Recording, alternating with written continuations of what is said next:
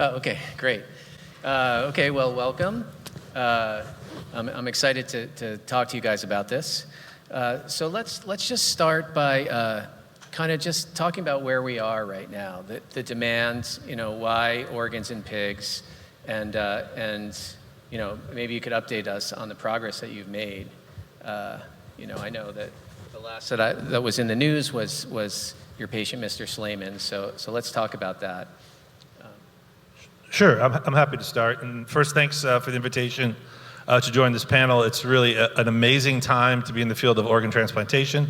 And just as a quick intro, I'm Mike Curtis, President and CEO of eGenesis, which is leveraging both technology that was invented in George's lab, as well as collaborating very closely with Tatsuo and the team at Mass General on enabling the transplant that we did in March with Mr. Slayman. And really what's changed over the past several decades, and really in the past 5 years, is one, the advent of CRISPR-Cas9 that allows us to edit the genome in a way that was previously only dreamed of. And two, we're leveraging next generation immunosuppression. I think combining those two things, a fully edited porcine donor. So the donor that we've invented and developed carries over 60 edits. We address 3 different challenges in cross-species transplantation: the inactivation of viruses that pose a risk to humans, the elimination of genes that result in hyperacute rejection, and then the introduction of human regulatory transgenes to promote long-term graft function. If you do all 3 of those things, you get our ESA 1784 donor, which was used in the Slayman transplant. So until 2 years ago, that type of editing wasn't possible. And so now that we've done that, in the next 12 months, we're going to be moving 3 programs, including kidney transplant, into formal clinical trials. Okay. So how many? So there's tens of thousands of people who are on the waiting list to get kidneys, and this could be a solution. So just a basic question, why pigs, and just a little bit more about the difference, the genetic differences. Sure. No, and I think pigs were chosen because from a physiology perspective, they're very similar to humans. From a size perspective, the organs are relatively closely compatible with humans. We were just talking about this before we came out. And then also they're amenable to editing. So central to our ability to make changes in the genome, a technology that we use all the time is called cloning or somatic cell nuclear transfer. It was a technology that was invented in the mid-90s, and it was originally used to clone Dolly. We leveraged that technology as well to introduce our genetic edits into single cells and then turn those single cells into transgenic donors. Without that technology, we wouldn't be able to do that. So that is a really important advancement that's led to enabling us to use the pig, as the source for organs for all the patients that are waiting on the transplant list. So when we talk about Mr. Slayman, who he survived for 2 months, is there anything you can tell us? It hasn't really been reported, why he died and how much more there is to do to make this ready for prime time. So what have we learned from him? We are all deeply saddened by his passing, but he just experienced unexpected cardiac death due to dysrhythmia in the context of severe ischemic heart disease. But despite this, his transplant kidney functioned very well until the end, without any evidence of rejection. So, it appears that this kidney is ready for prime time. You have almost a finished product. Well, it's just what we learned from this case is that observation time is short, but we found that these genetically modified pig kidneys can provide the life-supporting kidney function in the living humans. That was the biggest thing to learn, even without rejection. And so what are the next steps to bring this to the market? Our nephrologist, Dr. Riera, and others are looking for suitable patients for the small clinical trial, and like a couple of patients. And depending on those small clinical trial, then we can go on to conduct a larger clinical trial. And so if there's, tens of thousands of patients on the waiting list for kidneys, what's the time frame until this maybe becomes available? I mean, do you have any sense of that? I know that's speculative, but I think it's just have to go slowly at the beginning, because make sure everything's okay, safe, and then go on to next stage. Hopefully, within 5 years can be a routine transplant. So, let's talk a little bit about where we're headed. I mean, one thing I want to know is just how does this apply to other organs, other kinds of transplant products? How much harder are they? I can speak to that a little bit. So at eGenesis, we have 3 products that we're focused on. One is kidney transplant. The other is heart transplant. And I think those two have some pretty high degree of similarity. Both of those organs have relatively limited function as far as protein production. The compatibility of a kidney and heart is very similar. The immunosuppression that we would be using is similar. So I think the things that we're learning in kidney transplant are applicable and useful in heart transplant. Our third program is a liver perfusion program where we use a porcine liver to support patients in liver failure. So unlike patients in end-stage renal disease that have dialysis, patients in end-stage liver failure have very limited treatment options. Typically it's ICU, HOPE, and half of those patients unfortunately pass away. So we're working, and we just announced yesterday, a partnership with Organox, which is a liver perfusion company, to develop a system that uses the porcine liver that sits outside the body, and then we pass a patient's blood through that system to give their own liver either a chance to recover or to create a bridge to human transplant. So we believe that that's the program that we will likely file an IND for in the first part of next year. That will probably be the first formal clinical trial that we start. But on the heels of that will be the kidney program that we're working on with the team at Mass General, and then also a heart transplant program that we're working on with John Cleveland, who runs the Pediatric Transplant Center at Children's Hospital in Los Angeles. I guess my next question, just to digress slightly, would be for Dr. Church, which is just, we're talking about solving the organ crisis, which is very exciting, but there's also been talk, in the far future about the applications of these technologies for longevity purposes, that someday we could swap in and out parts like car tires or something. I don't know, I'd be interested to hear your futurist vision for how this might be used and what the implications are for longevity and human health in general, Dr. Church. Well, certainly certain transplants are going to be more significant to aging than others. So anything having the immune system might be particularly impactful because it circulates through the entire body. Proteins that are secreted from the liver also circulate through the entire body, and those are moving along. They may not be in the form of organ transplants, or they might. The thymus, for example, is one of the most dramatic and early degenerations that occurs in aging. It's so-called thymic involution.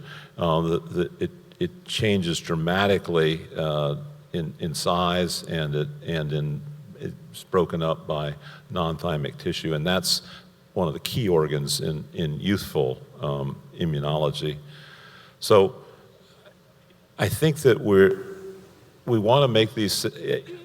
It's not going to be elective probably in the near future, but there might be some things that have a dual purpose, or it might be the organ that needs to be transplanted is a better organ than you would get from a human being. I think that's a reasonable bridge. And right now we're just dealing with the organ donor absence crisis, but it behooves us to have the best possible organs, so the things that are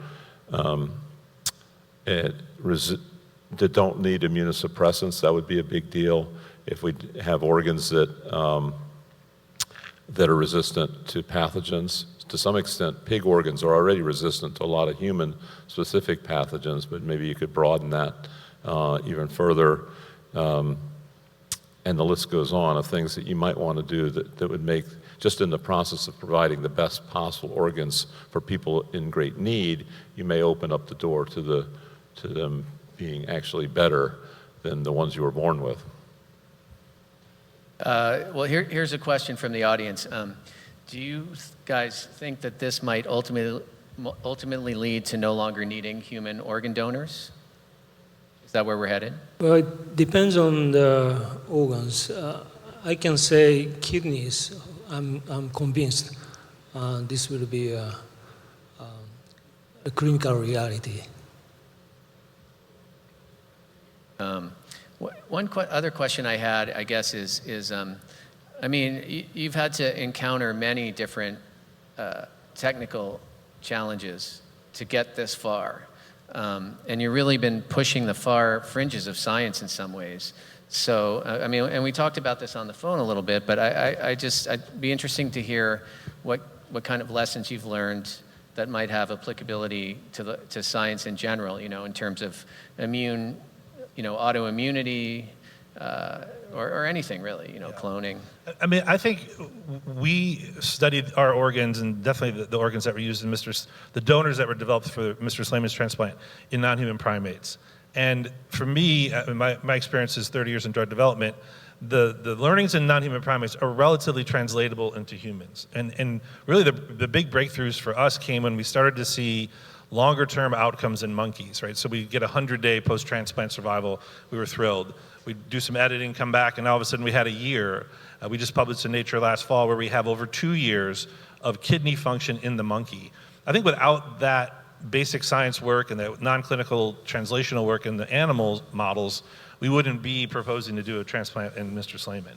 So I think there's a tremendous amount we learned from both how to use immunosuppression in those models, but I also think the clinic itself is going to feed back into engineering. So what's really important for our field is that we actually study these organs in people, because the learning in how Mr. Slayman and patients like him interact with these organs is really important to inform what we do next as far as next generation engineering or next generation suppression.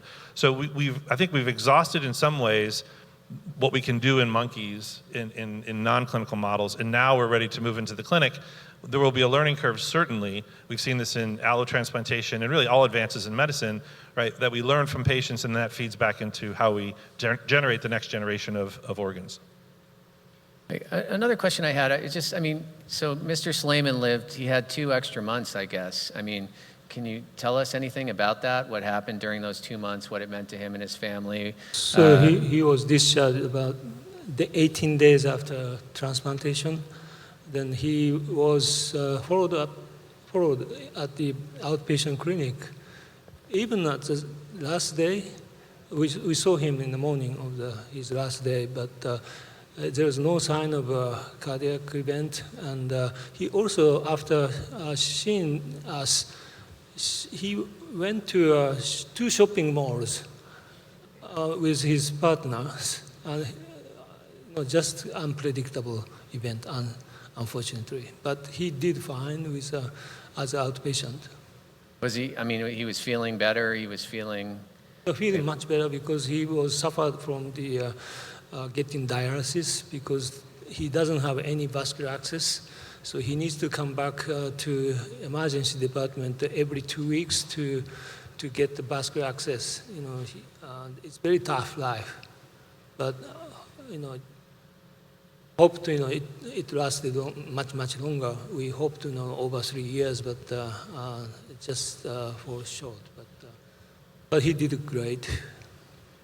I guess I'll pick this up for some more audience questions, but I also am interested in hearing a little bit more about the origin story, Dr. Church, how you realized this was possible, how eGenesis was founded, and whether it's been more challenging than you thought to get to this point, or whether whether the technology has proceeded faster than you thought. Sure. So I think it basically started when we developed new methods for editing genomes. Some of this was before CRISPR, but the thing that got people's attention was CRISPR. And some of the founders of this field goes back at least into the 1960s with chimpanzee kidneys. Some of the founders came to us and said, we need CRISPR because we think it's going to be more than one gene that we need to edit. And it turned out it was 69, so they were right. And we were temporarily intimidated by getting rid of the endogenous retroviruses because there were so many of them, and nobody edited that many at once. But we figured we would face our worst nightmare first, and that's the first experiment we did.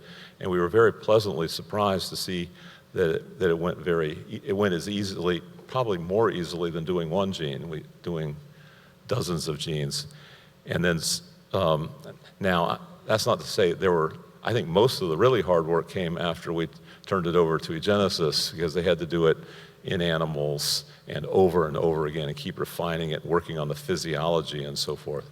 But our part of it, the early days of it, was very surprisingly easy, and we've gone on since then to do other virus-like elements, as many as 20,000 at a time.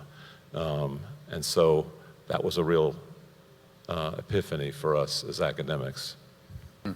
So, I mean, when somebody gets a genetically modified pig kidney, how different is it from getting, a human donor kidney, DNA-wise, I guess? The physiology of the pig kidneys are a bit different from the human. So we just have to establish the management of those pig kidneys. But basically, electrolytes and or other blood test is almost the same as human kidneys. So that means functionally it's almost same as human kidneys, but a bit different. Functionally, we have to establish management of how to use diuretics and how to control patient the fluid volume or something. Those kind of things needs to be established, but also calcium phosphate, how to balance the calcium phosphate. Those needs to be established, but pretty much close to the human kidneys.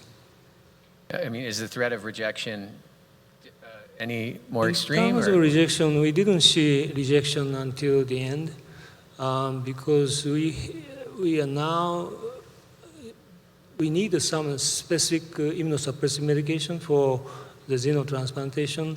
Those new drugs have never been available until now, but now it's just become available. It's good timing to start this kind of clinical trial. I believe, other surgeon may not believe, but we believe that new medication like anti-CD154 and some complement inhibitors that was used for the Mr. Suleiman's care is essential to keep those organs out of rejection. Yeah, actually, I'm interested in hearing a little bit more about that. I mean, it sounds like a major advance in immunosuppressant drugs. Can you talk about what the scientific insight and advance is that is? We also use those anti-CD154. We have been using this in preclinical studies a long time, like since 2000. But this antibody was found to have some thromboembolic properties, so they're causing clots when we inject the humans. But over 20 years, they changed the structure of the antibodies to overcome those complications. Then they just started to do a clinical trial right now. Then we are fortunate we can use this antibody for the patient care, Mr. Suleiman's care. But I mean, just to review and confirm, I mean, we think Mr. Suleiman, he could have lived indefinitely with this kidney had it not been for sort of a seemingly unrelated heart condition. That's an accurate way to characterize it. I mean, we don't know what the limit is, really. It's difficult to say how long it's in function, but even the human kidney, half of the kidney, transplant kidney lose function in 10 years in a deceased donor kidney transplant. So it's difficult to say, but it should work for a couple of years at least. So another audience question, what ethical considerations accompany these new innovations?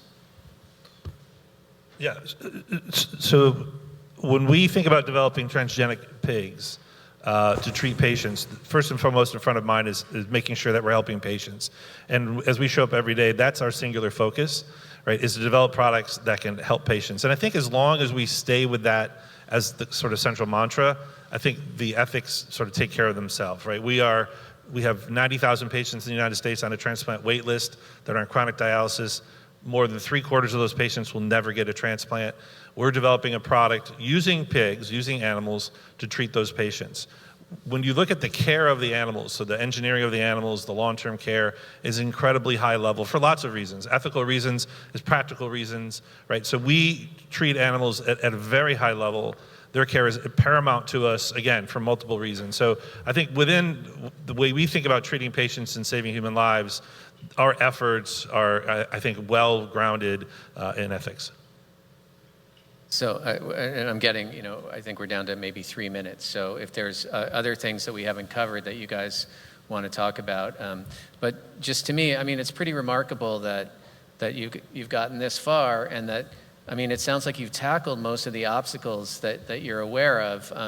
And even though you want to do a small phase 1 clinical trial, it sounds like you have a pretty good sense, maybe even more so than other experimental drugs, because you've done so much preclinical work in primates. Is that the case? Well, I think one of the challenges in transplant is the endpoints are so obvious. If your kidneys fail, you either spend your life on chronic dialysis or you pass away. If your heart fails, you have no options and you die, right? So death is the endpoint in most of organ failure, right? So in a very small trial, we can tell right away how well these products work. I mean, again, when Mr. Slaming survived for 51 days, if you look at the kidney function, every day, 24 hours a day, his kidneys have to be working, right? And they were, which gives us tremendous confidence as we move into the next patients. And in a relatively small number of patients, we're going to be able to tell, can we get to 6 months? Can we get to a year? And this is what we did in the primates, where we got to over 2 years in the monkey. I think that's about as far as we can go. And now it's going to be a question of how does it perform in patients? But it's not going to take hundreds of patients for us to determine whether this technology has the legs or the longevity to help patients in the long term. Okay. Well, I mean, my final question would just be, the kidney function didn't decline even towards the end. And then I'll ask, we got like 2 minutes, so maybe I'll ask each one of you if you want to say anything that we haven't covered. I mean, I'll just end with, we've been following the data. As George said, we've laid a foundation and built a house on work that's been done for decades. And we integrate all of those findings into this ESA 1784 donor. And working with people like George and Tatsuo, we're able to, translate this into the clinic. And I think we're going to bring hope to patients and hopefully bring, treatments for these patients suffering from end-stage organ failure. I got the time's up card. It's like a presidential debate or something. Okay, let's keep talking. Okay, thank you all very much for your time. Thank you.